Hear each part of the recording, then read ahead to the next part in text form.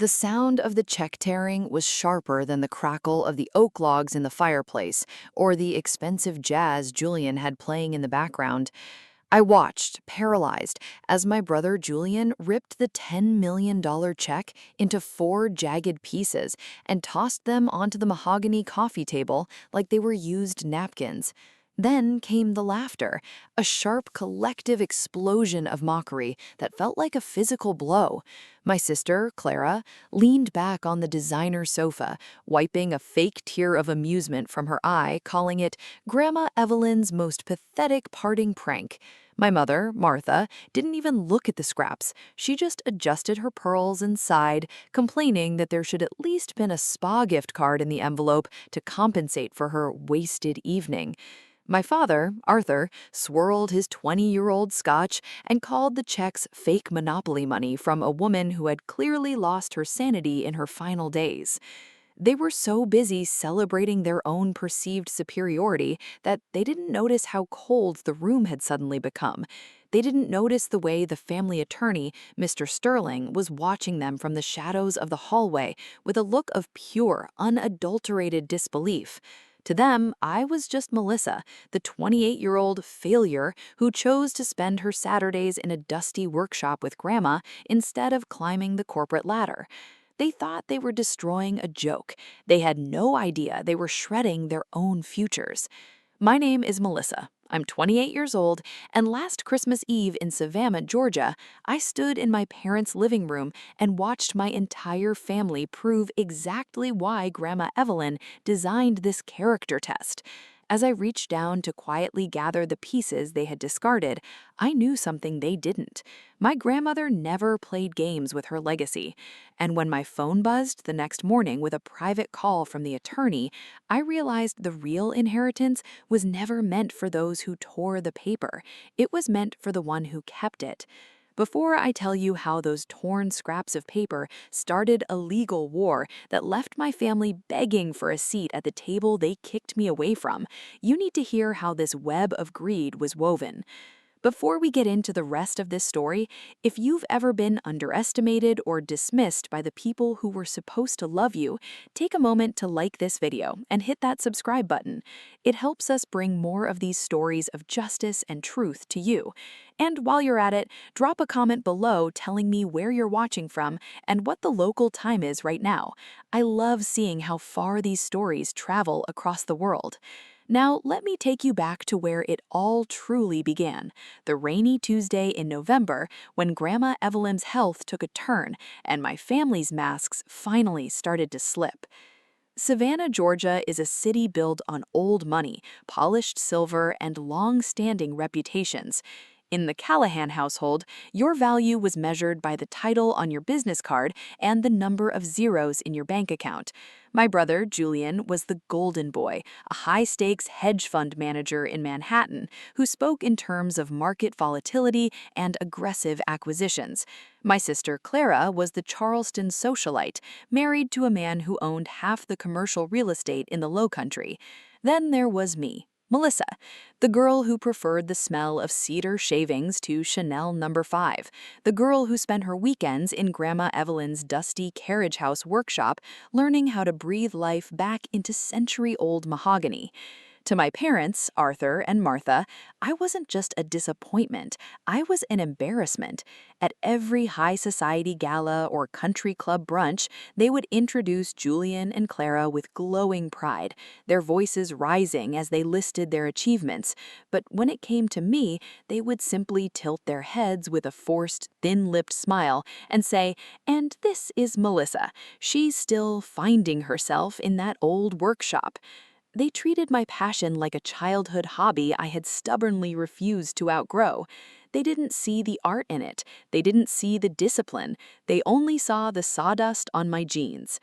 The real rift, the moment I truly became the ghost at the dinner table, happened 9 years ago. I was 19, halfway through my sophomore year at the University of Georgia, when Grandma Evelyn suffered a minor stroke. It wasn't life-threatening, but it left her weak, confused, and in need of constant care for months. I remember the emergency family meeting in this very living room. Julian looked at his Rolex and said he had a merger to close. Clara said she couldn't possibly miss the debutante season.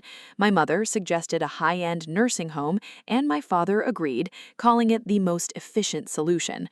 But I looked at Grandma, the woman who taught me that a person's worth isn't found in what they own, but in what they build, and I couldn't let them put her away in a sanitized room to fade. I dropped my semester. I moved into her carriage house workshop. For 4 months, I was her nurse, her cook, and her legs when hers wouldn't move.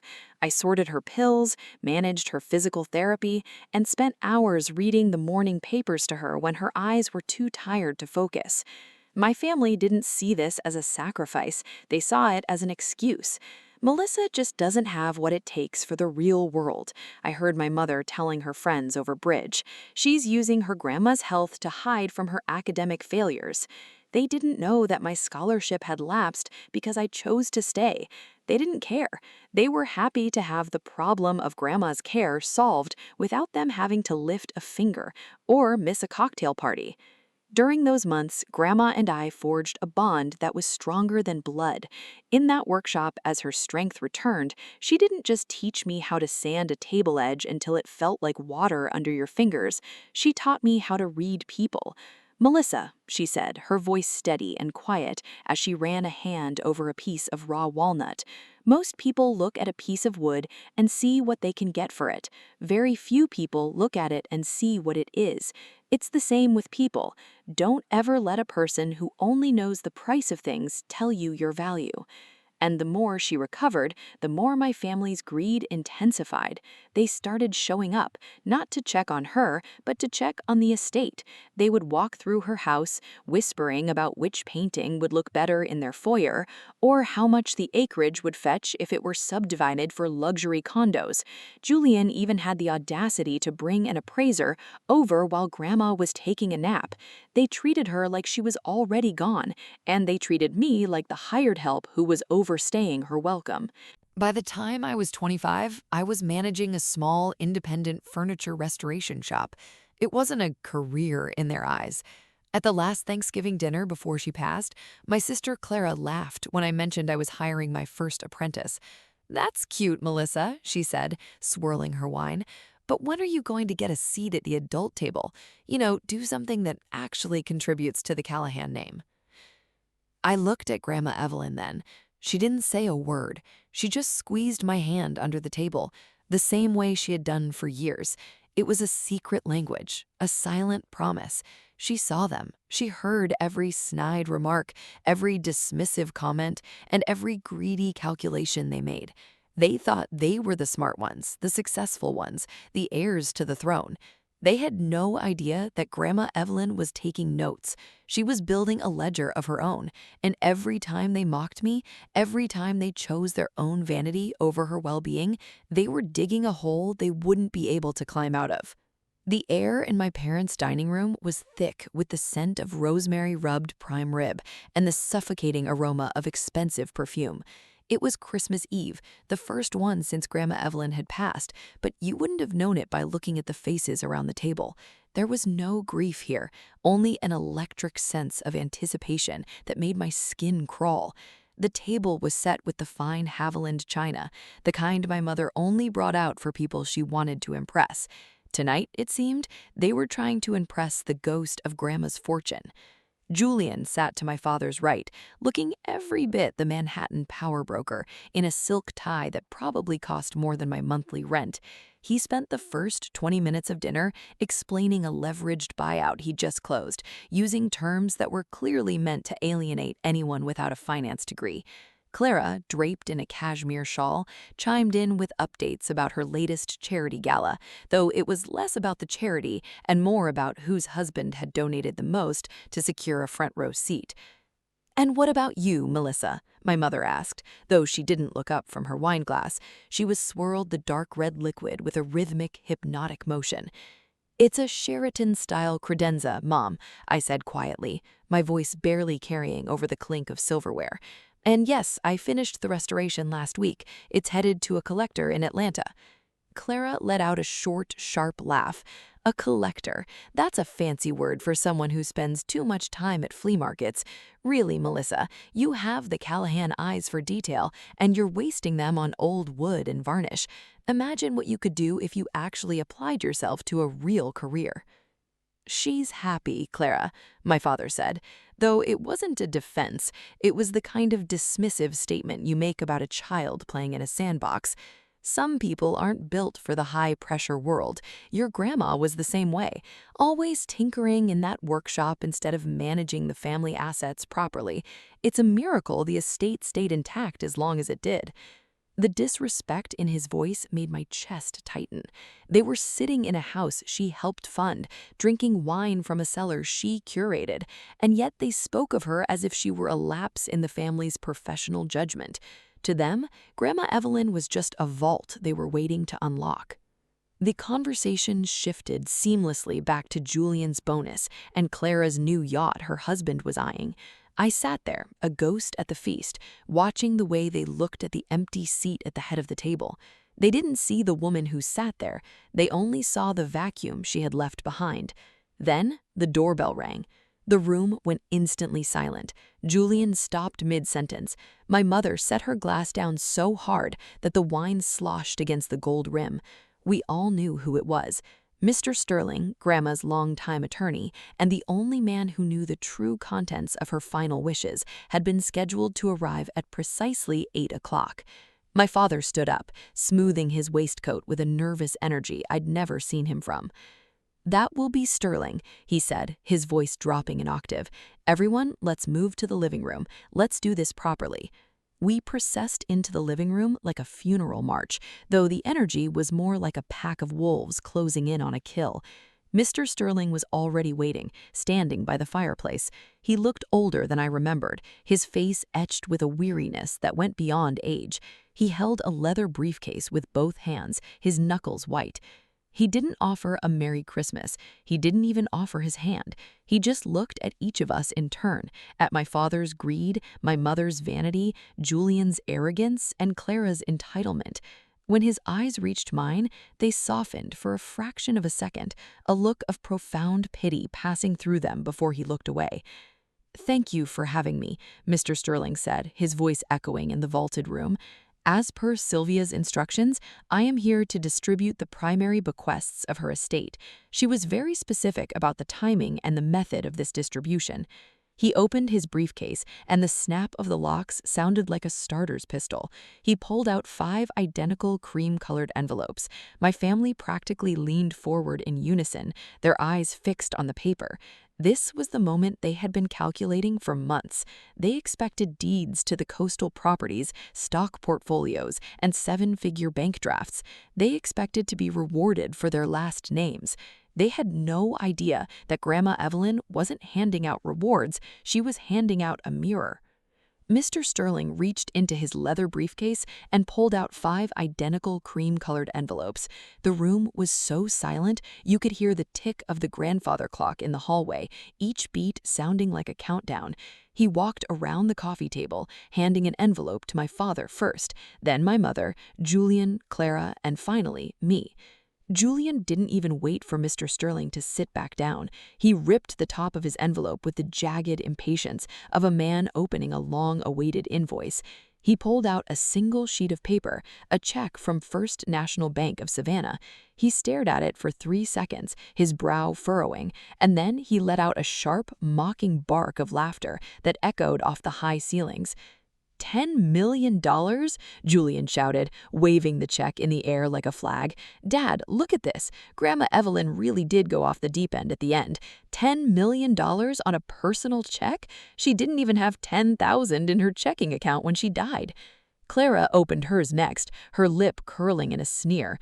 10 million, with 6 zeros. It looks so official, doesn't it? She even used her fountain pen. She held it up to the light, laughing. "It's monopoly money, Julian. Poor Grandma. She probably thought she was rewarding us, but all she did was leave us a pile of scrap paper. It's pathetic, really." My mother, Martha, stared at her check with a look of profound disgust. She didn't laugh. She looked like she had been slapped. After all the years we spent checking on her, after the time I spent making sure her estate was properly appraised, this is her parting gift? A piece of fiction? She didn't just drop the check, she tore it in half. The sound of the paper rending felt like a physical strike to my heart. It's an insult to our intelligence. My father, Arthur, swirled the ice in his glass, his face a mask of cold fury. He didn't even look at the check. He just crumpled it into a tight ball and tossed it into the burning embers of the fireplace. She was senile, Martha. We all knew it. This proves she wasn't fit to manage a lemonade stand, let alone a legacy. Mr. Sterling, I hope there's more to the estate than this theater. I sat on the edge of the wingback chair, my fingers trembling as I opened my envelope. I looked at the check. The blue ink was steady, the signature was unmistakable. It was Grandma's hand. I didn't see a joke. I saw the woman who had spent 50 years building a business from the ground up, who knew the value of every penny, and who never, ever did anything without a reason. I looked at the back of the check. In tiny, elegant script, she had written, "For the one who saw the person, not the price." "Well, Melissa," Julian sneered, leaning over, "aren't you going to join the party? Or are you planning to go buy a private island with your monopoly millions? Maybe you can pay for it in sawdust." He reached over, grabbed the torn pieces of his own check, and threw them at me. They fluttered through the air like confetti at a funeral. Clara followed suit, tearing hers into tiny squares and dropping them onto my lap. "Here, Melissa, since you love old, worthless things so much, you can have ours too. Maybe you can glue them together and dream about a life you'll never have." I didn't say a word. I didn't defend myself. I didn't cry. I simply reached down and began to gather the pieces. I picked them up from the rug, from the coffee table, and from my own lap. I smoothed out the crumpled ball my father had thrown toward the fire, which luckily had bounced off a cold stone. Mr. Sterling stood up, his face as pale as the paper they were destroying. He didn't try to stop them. He just watched. His eyes met mine, and for a split second, I saw a flash of something. Was it a warning, or was it respect? "If that is all," Mr. Sterling said, his voice surprisingly thin, "I shall take my leave. I believe you have all made your positions very clear regarding Sylvia's final gifts." "Clear?" Julian laughed, standing up to show the attorney out.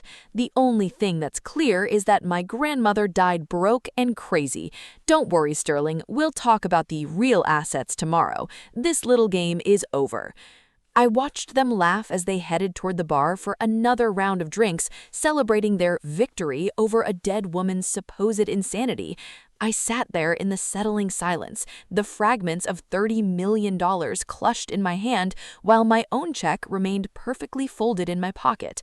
I knew Grandma. She didn't play games with money. She played games with people. And as the front door clicked shut behind the attorney, I had a feeling that tomorrow morning, the laughter in this house was going to stop very, very abruptly. I didn't sleep a wink that night. I sat on the edge of the narrow bed in my small apartment above the workshop, the radiator clicking and hissing in the corner. On the nightstand, under the dim glow of a thrifted lamp, lay the fragments of my family's arrogance. I'd spent hours carefully smoothing out the crumpled ball my father had thrown and aligning the jagged edges of Julian and Clara had shredded. Beside them sat my own check, perfectly intact, its blue ink shimmering under the light. I kept running my fingers over Grandma Evelyn's signature, feeling the slight indentation of the pen. It felt like her hand was still holding mine. The sun hadn't even cleared the moss-draped oaks of Savannah when my phone vibrated on the wooden table at exactly 8 a.m. The caller ID showed a private number. My heart did a slow, heavy roll in my chest. "Hello?" I whispered, my voice raspy from exhaustion. "Melissa, it's Roger Sterling." The attorney's voice was different than it had been at the dinner table. Gone was the weary, defeated tone. He sounded sharp, focused, and, if I wasn't mistaken, a little bit satisfied. "I'm at the private wealth branch of First National Bank. I assume you still have the document I gave you last night." "I do, Mr. Sterling, and I have the others, or what's left of them." "Good," he said, and I could hear the rustle of heavy legal paper in the background. "I need you to listen very carefully. Last night was not a distribution of an estate, it was a verification of intent. Your grandmother established an irrevocable trust in my care nearly 15 years ago. She spent those 15 years watching her children and grandchildren, waiting to see if any of them saw the woman behind the wealth. She knew they would view those checks as a joke because they never bothered to look at her bank balances. They only looked at what she could do for them in the moment. I leaned my forehead against my hand, my breath hitching. They called it monopoly money, Mr. Sterling. They laughed at her. I know, Melissa, I saw, and their laughter was their legal rejection of the bequest. The trust had a specific character clause. Any recipient who discarded, destroyed, or mocked the gift effectively signed a disclaimer of interest. By tearing those checks, Julian, Clara, and your parents officially waived their right to the Callahan legacy. The funds allocated for them have already been diverted to the Evelyn Callahan Foundation for the Arts. I gasped, looking at the scraps on my table. So they really did shred $10 million? Actually, Melissa, they shredded $30 million between the four of them, he corrected me. But that is not why I'm calling. Your check, the one you kept, the one you thanked her for, was the trigger. Because you accepted the gift with respect, the trust has officially named you the sole beneficiary of the remaining estate. This includes the primary residence in Savannah, the coastal properties in Tybee Island, and the controlling interest in Callahan Restorations LLC. The total value, including the investment portfolios, is approximately $44 million. The room seemed to spin. $44 million? I was a girl who counted quarters for the laundromat. I was the one who bought used sandpaper to save $5. I looked at my hands, stained with the walnut oil from the day before, and I started to shake. Not from the money, never from the money, but from the sheer, overwhelming weight of Grandma Evelyn's belief in me. She had spent 20 years letting them call her crazy and senile just to make sure that when she left, the world she built would be safe in my hands. Melissa? Sterling's voice softened. Your grandmother told me something the day she signed this. She said, the one who stays to sand the wood when the workshop is hot and the dust is thick is the only one who knows how to keep a house standing. You stayed, Melissa. When they were at the country club, you were in that carriage house with her. You proved her right. What happens now? I asked, looking out the window as the first light of Savannah hit the rooftops. Now the locks are being changed on the main estate, Sterling said firmly. I have already notified the bank to freeze the shared family accounts that your father was using. As of 10 minutes ago, they are no longer funded by the trust. Your family is about to wake up to a world where their monopoly money jokes have become a very grim reality. I've scheduled a meeting for you at my office at noon. Bring your identification and that check. We have a legacy to protect. I hung up the phone and sat in the silence of my tiny room. I didn't feel like a millionaire. I felt like a soldier who had just been handed a sword in the middle of a battlefield. My family had spent their whole lives trying to erase me, to make me feel small and worthless. They thought they had won last night when they threw those scraps in my lap. They thought they had humiliated me one last time. But Grandma Evelyn had the last word, and as I looked at the sunrise, I realized that the character test wasn't over. It was just moving into the next phase. My family was about to find out exactly what happens when the failure they threw away becomes the person who owns the roof over their heads. The silence in that grand, cold house didn't last long, but for a few precious hours, I just sat there, breathing in the reality that my life had changed forever. My family thought they had left me with nothing, but they were about to realize they were the ones who had walked away from everything. I'm curious, what would you do if you realized you had just shredded a multi-million-dollar future over a dinner table joke? Let me know in the comments. I read every single one of them. And if you're enjoying this story of justice and finding your true value, make sure to like this video and hit that subscribe button. Your support means the world to us and helps us keep sharing these powerful stories of standing up for what's right. Now, stay with me, because the next phase of this battle was about to begin. The masks were about to shatter, and the worthless daughter was about to become the one holding all the keys. My family didn't do apologies. They did recalculations. For them, love was a ledger, and I had been in the red for 28 years. But as of 8:15 a.m. that Tuesday morning, the numbers had shifted, and Diane and Arthur Callahan were suddenly looking for a way to balance the books. The silence of my small apartment was shattered by the frantic, jagged rhythm of my phone's vibration. It was my mother. I didn't answer. Then it was Julian. I let it ring until the sound died out. Then Clara. Within an hour, I had 17 missed calls and a flurry of text messages that transitioned from confusion to command and finally to a desperate clawing kind of concern. They had clearly visited the bank. Mr. Sterling had been efficient. The shared family accounts, the ones my father used to fund Julian's speculative trades and Clara's designer wardrobe, had been locked tight. The monopoly money they had laughed at was now the only currency that mattered, and they were standing on the outside of the vault looking in. Around 2 p.m., the sound of a high-end engine purring reached my window. I looked down to see Julian's silver Porsche idling at the curb of my modest building. My parents and Clara spilled out of the car like they were arriving at a gala, though their faces told a different story. They didn't knock, they pounded. When I opened the door, the air in the hallway changed. It was no longer the smell of my cedarwood workshop. It was the suffocating aroma of my mother's expensive lilies and the sharp tang of Julian's cologne. "Melissa, thank God you're home," my mother cried, reaching out to hug me. I stepped back, and her arms hung in the air, empty. She didn't look like the woman who had torn a check in half 48 hours ago. She looked like a victim. "There's been a terrible mistake at the bank, some sort of glitch with the trust." "It's not a glitch, Mom," I said, my voice steadier than I felt. I stood in the doorway, blocking the entrance to my sanctuary. Julian pushed forward, his face a mask of forced brotherhood. "Look, Mel, about the other night, we were all just high on the holiday spirit, you know? A little too much scotch, a little too much stress. We didn't mean anything by it. It was a joke, a family joke. We were just waiting for you to tell us the truth about Grandma's gift." "A joke?" I repeated, looking him dead in the eye.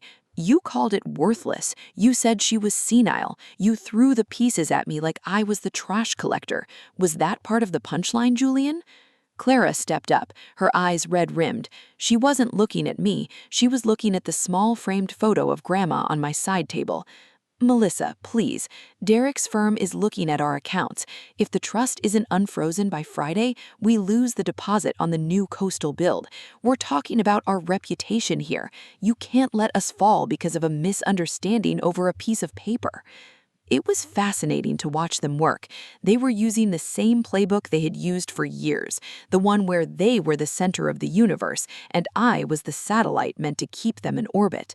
They weren't here to ask how I was doing. They weren't here to honor the woman we had just buried. They were here because the ATM had stopped giving out cash, and they realized I was the one with the pin. "Grandma didn't make a mistake," I told them, my voice cold and factual, the way I read a balance sheet. "She gave you a choice. She gave you a test of character. You chose to value the price tag over the person. You chose to mock her legacy while sitting at her table. You didn't just shred paper, you shredded your relationship with her, and in doing so, you disqualified yourselves." My father, who had been standing back, finally spoke. His voice wasn't loud, but it had that old edge of authority he'd used to keep me in my place for decades. "That's enough, Melissa. You've had your moment of fun. You've shown us you can be a big girl. Now call Sterling. Tell him to fix this. We are your family. You owe us this much for everything we provided for you growing up." "Everything you provided?" I asked, a bitter laugh escaping my throat. "You provided the clay field while you gave Clara the highway parcel. You provided the dismissive comments at every dinner. You provided the silence when I was nursing Grandma back to health while you were out appraising her furniture. You don't get to invoice me for a childhood you made me feel guilty for having." The masks finally slipped. My mother's face twisted into something ugly and familiar. "You ungrateful little—" You think you're better than us now because you have her millions? You're still just the girl in the sawdust, Melissa. Without us, you're nothing. Give us what belongs to this family." "It does belong to the family," I said, slowly closing the door. "The part of the family that actually showed up when the lights were low and the rooms were quiet. The part of the family Grandma actually trusted. Goodbye." I locked the deadbolt as Julian started shouting through the wood, threatening to sue, threatening to drag me through every court in Georgia. I leaned my back against the door and breathed. For the first time in my life, the weight of their expectations didn't feel heavy. It felt like nothing at all. They thought they could recalculate their way back into my life, but they had forgotten one thing. I had spent years learning how to build things that lasted, and their foundation was made of nothing but sand. The iron gates of the Callahan estate groaned as I pushed them open, a sound that used to make my stomach knot with anxiety, but today it sounded like an invitation. I wasn't the girl who had been kicked out anymore. I was the person whose name was on the deed. I had asked Mr. Sturming to arrange this meeting at the main house. I wanted them on their own turf, in the very room where they had laughed at a dead woman's love. When I walked into the living room, it felt like a scene from a play that had been running for too many years. My father was in his usual armchair, though he looked smaller, his hands gripping the mahogany armrest so hard his knuckles were white. My mother was pacing by the window, her silk scarf slightly askew, a minor detail that shouted her internal chaos. Julian and Clara were on the sofa, looking like vultures waiting for a carcass to drop. "Finally," Julian snapped, standing up before I could even close the door. "Sterling said you were coming to settle the matter. I hope you've brought the signed authorization to unfreeze the accounts. We've had to cancel 3 appointments with our wealth managers because of this glitch." "It's not a glitch, Julian," I said, my voice calm, sounding like the steady hum of a lathe in a quiet workshop. I walked to the center of the room and placed a navy blue leather folder on the coffee table. "And I'm not here to authorize anything."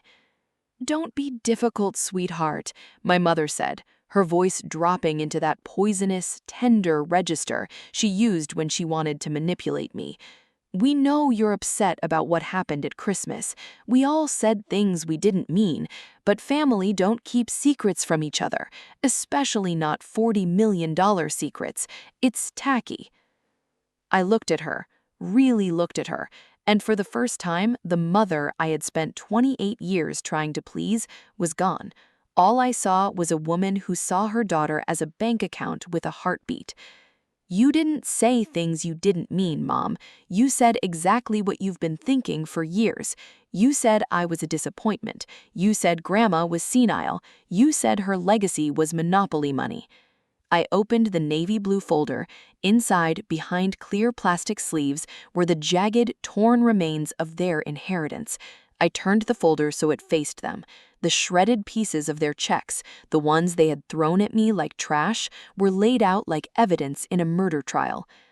"These were your choices," I said, pointing to the torn paper. "Grandma Evelyn didn't take your money away. You did. The moment you tore these checks, you signed a disclaimer of interest. You told the bank, the law, and the woman who loved you that her gift was worthless. And in this trust, worthlessness is a self-fulfilling prophecy." Mr. Sterling stepped out from the library, a stack of notarized documents in his hand. He looked at my father with a pity that was more devastating than anger. "Arthur," he said quietly, "the trust was irrevocable. It had a character clause designed by your mother 15 years ago. She knew how much you valued the price of things and how little you valued the people behind them. The checks were the trigger. Because Melissa kept hers with respect, she became the sole beneficiary. Because you destroyed yours, your shares have already been transferred to the foundation." "This is fraud," my father shouted, his voice cracking on the word. He stood up, pointing a trembling finger at me. "She manipulated her. Melissa was in that workshop with her for months, whispering in her ear, poisoning her against us." I was in that workshop because you wouldn't be, I fired back, the heat finally rising in my voice. I was sorting her pills while you were appraising her silver. I was reading her the news while you were planning how to subdivide her land. You weren't poisoned against Dad. You were just seen.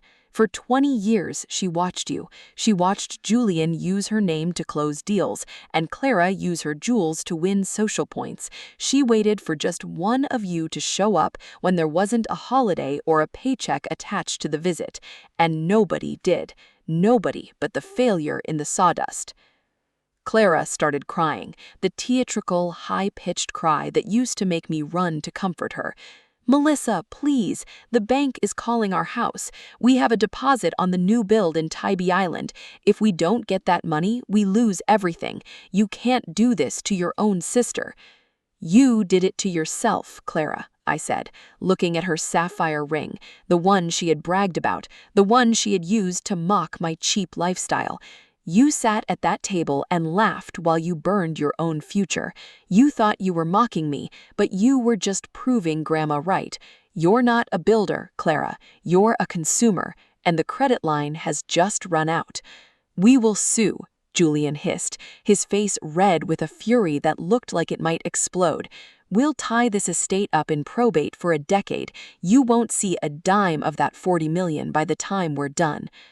"Go ahead," Mr. Sterling interjected, sliding a final document across the table. "There's a no contest clause. If you challenge the trust and lose, which you will because I have 3 independent mental capacity evaluations from board-certified physicians dating back to 2005, you lose your remaining inheritances from the will as well, your Columbus apartments, the investment portfolios, everything. If you fight Melissa, you'll walk away with absolutely zero. Is that a risk you're willing to take? Julian, you're a hedge fund manager. Check the odds." The silence that followed was heavy, thick with the smell of old money and new regrets. Julian looked at the paper, then at me, and for the first time in my life, I saw fear in his eyes. Real, unadulterated fear. He realized that the sister he had pushed around, the one whose dreams he had called cute, was now the one who held the keys to his survival. "Melissa," my father said, his voice small, almost a whisper, "what do you want from us?" "I wanted a family," I said, and for a second my voice wavered. I wanted to sit at a table where I didn't have to audit my own worth. I wanted parents who were proud of the person I am, not the profit I could generate.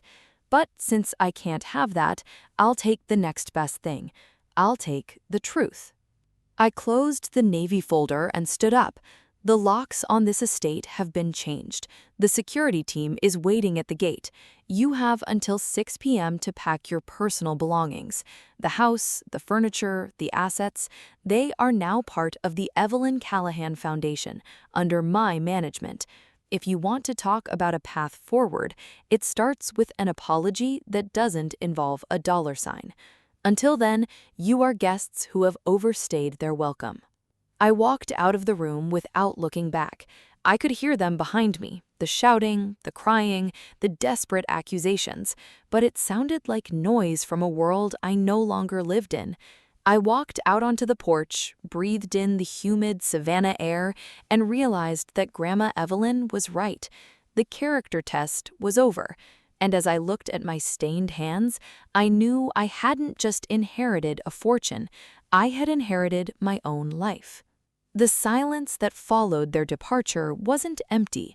It was heavy with the presence of the woman who'd built this house.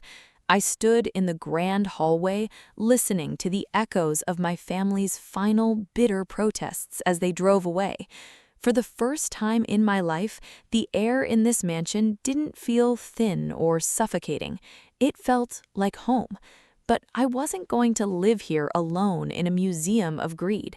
Within a month, I moved my workshop into the carriage house permanently and began the process of turning the main estate into the Evelyn Callahan Center for Traditional Arts, a place where people like me who find beauty in the work of their hands could learn, build, and grow without the weight of being told they weren't enough. The news of the Callahan downfall traveled through Savannah like wildfire in a drought. My parents moved into a two-bedroom apartment near the outskirts of town, surviving on the modest pensions Grandma had left in her will, funds they couldn't contest without losing everything. My father sits on his small balcony now, staring at the road, a man who finally understands that a legacy isn't something you inherit, it's something you deserve. Julian's firm let him go after the scandal hit the local papers. It turns out the Manhattan power broker was only powerful as long as the Callahan bank accounts were backing him. Clara? Her social circle vanished the moment the checks stopped clearing. The socialite learned the hard way that when the champagne runs out, so do the friends. I saw my mother once 3 months later. She looked older, her sharp edges softened by the reality of a life she could finally afford on her own, not on someone else's back. She didn't ask for money this time. She just looked at my hands, still stained with walnut oil, and said, "She really did see you, didn't she?"